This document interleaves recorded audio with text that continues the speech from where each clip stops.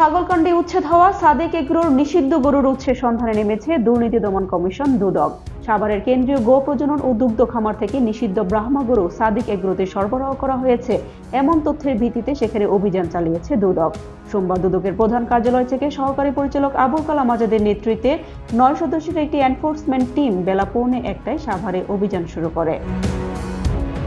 অভিযোগ আছে, দায়িত্বরত কর্মকর্তাদের ম্যানেজ করে সাদেক এগ্রোর ইমরান গো প্রজনন ও দুগ্ধ খামারে জব্দ থাকা গরু নামমাত্র মূল্যে কিনে নেন নিলামে। শর্ত ছিল রমজান মাসে গরুগুলো জবাই করে সুলভ মূল্যে মাংস বিক্রি করতে হবে বাজারে, কিন্তু শর্ত ভঙ্গ করে ইমরান গরুগুলো রেখে দেন নিজের খামারে। পরে কোটি টাকা দাম হাঁকিয়ে বাজারে তোলেন ব্রাহ্মা গরু। 2023 ও 24 সালে প্রাণী সম্পদ সেবা সপ্তাহ ও প্রদর্শনীতেও প্রকাশ্যে এই ব্রাহ্মা জাতের নিষিদ্ধ গরু উঠিয়েছিলেন ইমরান। অথচ 2016 সালে দেশে ব্রাহ্মা জাতের গরু আমদানি নিষিদ্ধ করে প্রাণী সম্পদ অধিদপ্তর।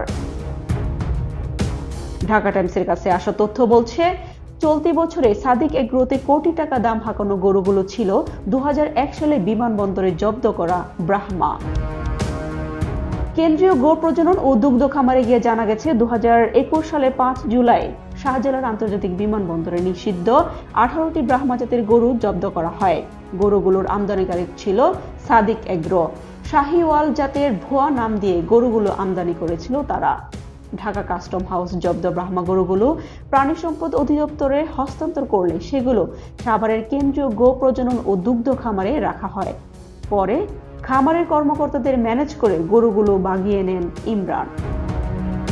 এদিকে আমদানি নিষিদ্ধ ব্রাহ্মা গরুর বাছুর অনেকটা গোপনে পালন করা হচ্ছিল সাভারের সাদেক এগ্রোর খামারে।